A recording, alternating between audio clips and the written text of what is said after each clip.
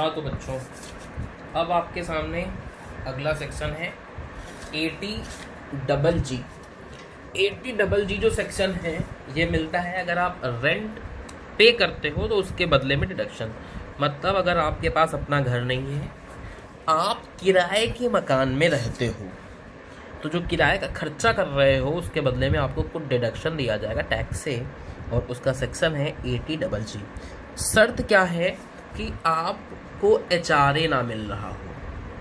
मतलब इसका मतलब ये नहीं कि आप एम्प्लॉय हो तभी डिडक्शन मिलेगा, एम्प्लॉय को भी डिडक्शन मिल सकता है, बस HRA ना रिसीव कर रहा हो।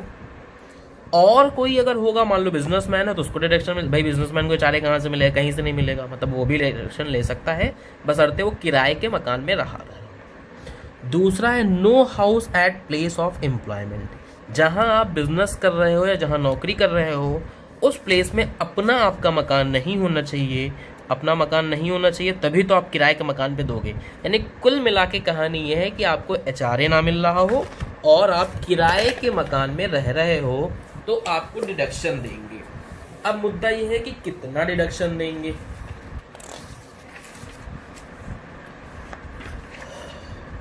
एक दो कंडीशन और है, जैसे आपके पास कोई सेल्फ एक्वायर्ड प्रॉपर्टी ना हो, उसका कोई डिडक्शन ना ले रहे हो, तो भाई सेल्फ एक्वायर्ड प्रॉपर्टी होगी तो कॉमन सेंस फिर तो आप किराए के मकान में कहाँ रहोगे।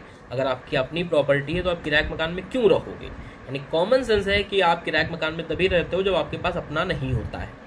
दूसरा है proof for payment of rent. जो भी आप रेंट पे कर रहे हो उसका आपको प्रूफ होना चाहिए, तभी उसका आपको डिडक्शन देने देंगे। मतलब कभी भी टैक्स आपसे मांग सकता है। मान लीजिए आपने 80GG में डिडक्शन क्लेम किया तो कभी भी टैक्स की नोटिस आ सकती है कि भैया हमें प्रूफ दिखाइए रेंट का कि आपने रेंट दिया है कि नहीं दिया। तो आपको प्रूफ के लिए उनके डॉक्यूमेंट संभाल के रखने पड़ेंगे। यानी अगर रेंट आपको 80GG का डिडक्शन है तो आप जहाँ भी रेंट पे करते हो उससे रिसिप्ट लो और उस रिसिप्ट को संभाल के आपको रखना पड़ेगा। कितना डिडक्शन देंगे, क्वांटम ऑफ डिडक्शन। पहला है 5000 पर मंथ, यानी सालाना कह सकते हो आपका 60,000 हो गया पर एनम। दूसरा 25% of adjusted GTI। Adjusted GTI क्या है वो यहाँ लिखा हुआ है। एडजस्टेड GTI में से क्या करना होता है, ग्रॉस टोटल इनकम में से ये 3-4 आइटम घटाने होते हैं। एक लॉन्ग टर्म कैपिटल गेन घटा दोगे, दूसरा 111A वाला शॉर्ट टर्म कैपिटल गेन, बाकी सारे डिडक्शन 80GG को छोड़ के, क्योंकि 80GG का डिडक्शन कहाँ घटा पाओगे, अभी निकला ही कहाँ है। बाकी सारे डिडक्शन घटा देने होते हैं और ये तो बहुत स्पेशल केस में होता है तो इसको आप इग्नोर भी कर सकते हो। यानी 1, 2 और बाकी डिडक्शन 80GG को छोड़ के घटा लोगे तो आ जाएगा क्या, एडजस्टेड GTI।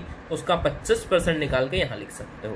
तो ये हो गया आपका क्या, 25% ऑफ एडजस्टेड GTI। तीसरा निकालना होता है excess of rent paid over 10% of adjusted GTI। इसी चीज को सरल शब्दों में ऐसे लिख दिया गया है, यानी rent paid minus 10% of adjusted GTI।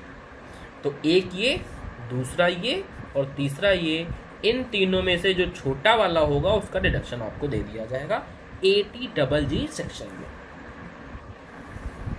अब अच्छे समझने के लिए क्वेश्चन देखना पड़ेगा। आपका PGBP से प्रॉफिट हुआ है 80,000 रुपये, हाउस प्रॉपर्टी से इनकम आया है 40,000 रुपये। ठीक है, हाउस प्रॉपर्टी इन्होंने लेट आउट कर रखी है। आपके पास हाउस प्रॉपर्टी हो लेकिन आप उसको सेल्फ ऑक्युपाइड एज्यूम ना करो। मतलब अगर आपके पास प्रॉपर्टी है आपने लेट आउट कर रखा है, जैसे मान लीजिए मेरे पास सपोज कर लो लखनऊ प्रॉपर्टी है और हम लखनऊ में उसको लेट आउट कर दिए, फिर हमारी जॉब लगी इलाहाबाद में और इलाहाबाद में किराए के मकान में हम रह रहे हैं, तब भी डिडक्शन क्लेम कर पाएंगे। यानी आपके पास अपनी प्रॉपर्टी हो लेकिन उसको सेल्फ ऑक्युपाइड ना मानो तो भी आप डिडक्शन क्लेम कर पाओगे। तो उनके पास प्रॉपर्टी है लेकिन लेट आउट कर रखा है उसको, और ये कोलकाता में है, जबकि ये नौकरी कहाँ कर रहे हैं, दिल्ली में कर रहे हैं। ठीक है, बात समझ रहे हो। यानी जहाँ पे इनका ऑक्यूपेशन है, जहाँ पे ये नौकरी कर रहे हैं, जहाँ पे ये काम धंधा कर रहे हैं, बिजनेस कर रहे हैं, वहाँ पे इनके पास कोई भी नहीं। दूसरी बात है जो रेंट का डिडक्शन देंगे वो भी ध्यान रखना है, मकान का डिडक्शन देंगे। रेंट का जो होना चाहिए वो कौन सा रेंट होना चाहिए, respect of house rent paid, जो आप रहने के काम में लोगे, मतलब रेसिडेंशियल वाला। ये नहीं कि दुकान का किराया पे कर रहे हो तो आप डिडक्शन मांगने चले आओगे, नहीं। किराए का मकान लेते हो रहने के लिए तो उसके बदले में डिडक्शन दोगे। यानी डिडक्शन के लिए ये चीज इंपॉर्टेंट है, ये चीज बकवास है, इसका डिडक्शन नहीं देने वाले, इसका देने वाले हैं। तो ये एक इनकम हो गई, ये इनकम हो गई, अदर सोर्स की इनकम हो गई, इन तीनों का सम कर लोगे, जीटीआई आ जाएगा। वही निकाला गया आंसर में, ये और अगले पन्ने में देखो तो अदर सोर्स टोटल कर लिया गया तो जीटीआई आ गया।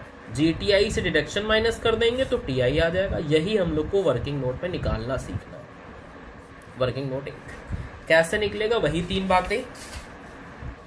पहला हो जाएगा 5,000 पर मंथ के हिसाब से 60,000 हो गया, समझ में आ रहा होगा। दूसरा 25% of adjusted GTI. Adjusted GTI निकालना पड़ेगा, इसका फॉर्मूला वहां ऊपर बताया गया था। इसमें अगर पुट करें तो भाई 1,30,000 हो गई total GTI. Long term capital gain है नहीं, ये है नहीं, बाकी डिडक्शन है नहीं, तो कह सकते हो इस सवाल में एडजस्टेड जीटीआई भी हमारी कितनी हो गई, 1,30। तो 1,30 का ही 25% निकाल लोगे, ये आ जाएगा। तीसरा होता है excess rent paid over 10% of GTI, या कह सकते हो rent paid minus 10% of adjusted GTI. तो जो आप रेंट पे कर रहे थे, वो रेंट पे कर रहे थे रेजिडेंशियल हाउस के लिए कितना, 40,000। तो ये हो गया भैया rent paid minus 10% of adjusted GTI, आगे 27,000। इन तीनों में जो छोटा वाला होगा उसका डिडक्शन देंगे। डिडक्शन कितना मिलेगा, 27,000। इस तरीके से ये अमाउंट निकला है।